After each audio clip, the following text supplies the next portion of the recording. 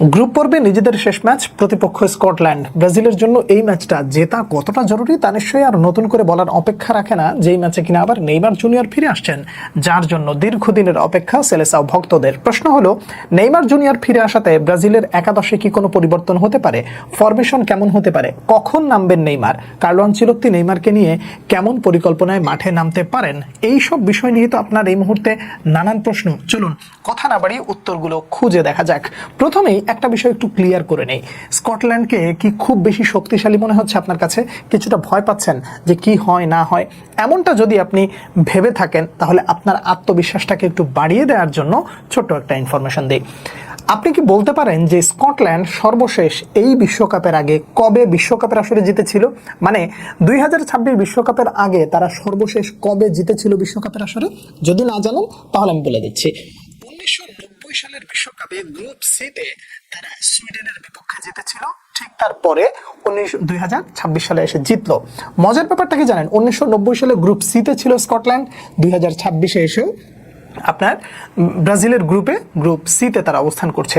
সেই যে 2090 থেকে 2026 এই যে মাঝখানে দীর্ঘদিনের থাকা না থাকা উপস্থিতি সবকিছু মিলিয়ে আপনি স্কটল্যান্ডকে খুব বেশি শক্তিশালী ভাবলেও আপনার মনের মধ্যে এতটুকু আত্মবিশ্বাস এই মুহূর্তে ফিরে এসেছে যে ব্রাজিল তাদের বিপক্ষে জিততে পারে। তবে মনে রাখতে হবে, জিতলে তো আসলে শুধুমাত্র মুখের কথায় জেতা যায় না, মাঠের ফুটবলটা সুন্দর মতন খেলতে হয়। মাঠের ফুটবলটা যদি ঠিকঠাক মতন খেলতে হয় তাহলে ব্রাজিলকে অবশ্যই এই ম্যাচটায় একটু সচেতন ফুটবল খেলতে হবে। কেন বললাম এই কথাটা?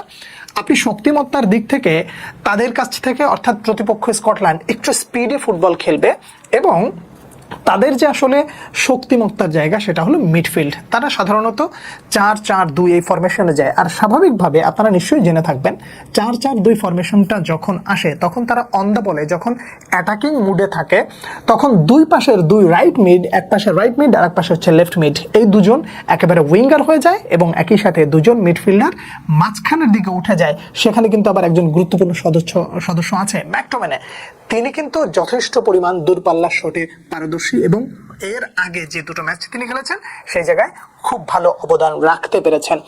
ব্রাজিলকে যদি স্কটল্যান্ডের বিপক্ষে জিততে হয় তাদের এই দুই উইংকে সামলানোর জন্য অবশ্যই দুই পাশের দুই ফুলব্যাককে খুব বেশি সতর্ক থাকতে হবে এবং আপনারা যারা মিডফিল্ডের যেই খেলাটা আপনারা স্বাভাবিকভাবে এর আগের ম্যাচে ব্রাজিলকে দেখেছেন, ঠিক সেই দায়িত্বশীল মিডফিল্ডদেরকেই আসলে এই মুহূর্তে মাঠে খুব বেশি জরুরি হয়ে পড়বে। সেখানে লুকাস পাকেতাকে বলেন, আবার ক্যাসিমিরোকে বলেন এবং ব্রুনো গিমারাইসকে বলেন, এই প্রত্যেককে একটা অন্যরকম দায়িত্বশীল বা ভূমিকা পালন করতে হবে।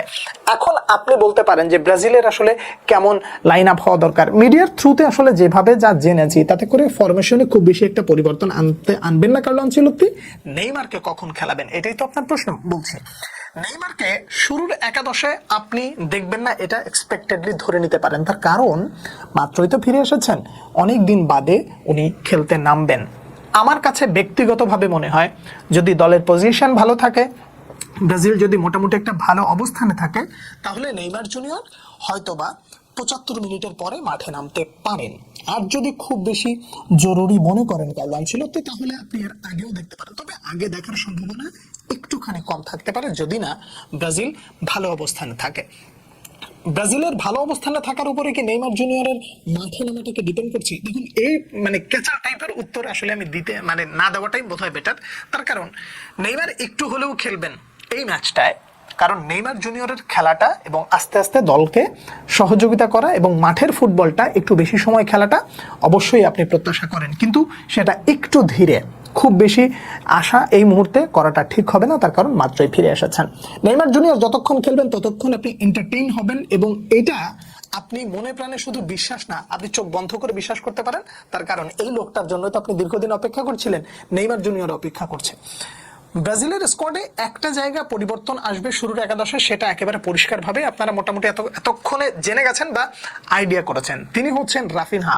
ইনজুরির কারণে না থাকা, তিনি সর্বশেষ একটা বার্তা আপনাদের উদ্দেশ্যে প্রকাশ করেছেন, নিশ্চয়ই সেটা দেখে থাকবেন। যদি না দেখে থাকেন তাহলে বলছি যে তিনি বলেছেন, এই জার্সিটার জন্য আমি সব কিছু করতে পারি, এই দলটার জন্য আমি আমার নিজেকে উজাড় করে দিতে পারি, আমি ফিরে আসার জন্য যত দ্রুত সম্ভব ফিরে আসার জন্য সবটুকু উজাড় করে দিয়ে আমি চেষ্টা চালিয়ে যাব এবং আমি ফিরে আসবো।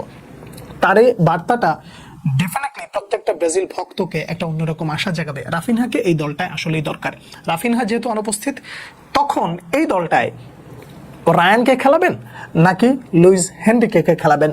আমার দিক থেকে যদি আপনি আমাকে পছন্দ করতে বলেন তাহলে আমি এনরিকেকেই বেছে নেব। তার কারণ যে অফেন্সিভলি তার কাছ থেকে আপনি যে জিনিসটা আশা করেন, খুব কুইক কাউন্টারে না গিয়েও স্লো ফুটবল খেলে মোটামুটি প্রতিপক্ষের মানে ডিবক্সের আশপাশ দিয়ে তিনি যেভাবে বলটাকে হোল্ড করেন এবং বলটা ছেড়ে দেন, কখনো কখনো ক্রস করেন, কখনো কখনো বুঝে ওঠার আগেই গোলে হিট করে নেন, এটা আসলে খুব জরুরি ব্রাজিলের জন্য।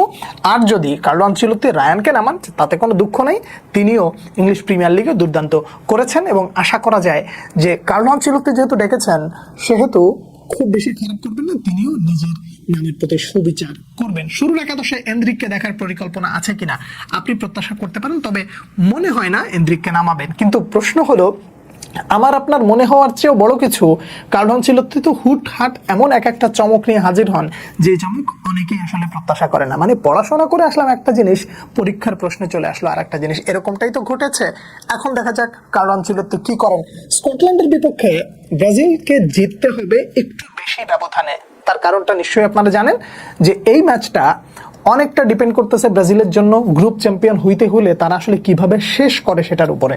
যদি জিতে যায় তাহলে এক ধরনের হিসাব, ব্যবধানটা একটু বেশি হলে গ্রুপ চ্যাম্পিয়ন, এবং গ্রুপ চ্যাম্পিয়ন যদি হয় তাহলে গ্রুপ এফ এ যারা রয়েছে সেখানে খুব সম্ভবত নেদারল্যান্ডস অথবা জাপান। যদি জাপান ওই গ্রুপ এফ থেকে গ্রুপ রানার আপ হয় তাহলে তাদের বিপক্ষে খেলা, আর যদি নেদারল্যান্ডস গ্রুপ রানার আপ হয় তাহলে অবশ্যই ব্রাজিলের সাথে নেদারল্যান্ডসের খেলা হতে পারে রাউন্ড অফ 32-তে। মনে রাখতে হবে যে কার্লো আনচেলত্তির উপরে যদি আপনি বিশ্বাস করেন তাহলে এই দলটা বা আনচেলত্তি আপনাকে অন্ততপক্ষে নিরাশ করবে না, এটা আপনি ধরতে পারেন। কিন্তু দিন শেষে ফুটবল তো 90 মিনিট, আপনাকে জিততে হলে 90 মিনিটই আপনাকে খেলতে হবে এবং ওই 90 মিনিট আপনার জীবনের শেষ 90 মিনিট এভাবে আসলে নামতে হয়। বিশ্বকাপের আসলে সুযোগ বোধহয় খুব বেশি থাকে না এবং সুযোগটা ব্রাজিলের জন্য শেষ, এবং এখন থেকে প্রত্যেকটা ম্যাচ নকআউট সেই হিসেব করে ব্রাজিলকে নামতে হবে। স্কটল্যান্ডের শক্তিমত্তার জায়গায় যে ক্রসিং, সেট পিস এবং আউটসাইড মানে বক্সের আউটসাইড মানে বক্সের বাইরে থেকে যে শটগুলো তারা নেয়, এই জায়গাগুলো যদি ঠিকঠাক মতন ব্লক করা না যায় তাহলে সেটাও ব্রাজিলের জন্য কষ্টসাধ্য হয়ে যেতে পারে। দিন শেষে ম্যাথিউস কুনহা এবং ভিনিসিয়াস জুনিয়রের কাছ থেকে যে ধরনের ম্যাজিক্যাল পারফরমেন্স আমরা দেখেছিলাম তেমনটা স্কটল্যান্ডের বিপক্ষে দেখব বলে আশাবাদ ব্যক্ত করতে পারি। দিন শেষে সত্যিকার অর্থে আসল ফুটবলটাই জিতে যাক, নেইমারের ফিরে আসাটা একেবারে রাজকীয় হোক, নেইমার জুনিয়র খেলুক, গোল করুক আর না করুক, লোকটা ভালো থাকুক, দলের জন্য নিজেকে উজাড় করে দেওয়ার জন্য যেহেতু ফিরে এসেছেন, আশা করা যায় প্রিন্স কাউকে নিরাশ করবেন না। ব্রাজিলের এই ম্যাচটা নিয়ে আপনাদের প্রত্যাশা, আপনারা কি কি মনে করছেন, যাবতীয় সবকিছু নিয়ে যদি আপনি কিছু জানাতে চান জানাবেন, যদি কোনো প্রশ্ন থাকে সে প্রশ্নটাও করবেন, আমি চেষ্টা করবো উত্তর দেওয়ার। পরবর্তী ভিডিওতে আবারও দেখা হচ্ছে, সে পর্যন্ত অনেক অনেক ভালো থাকবেন।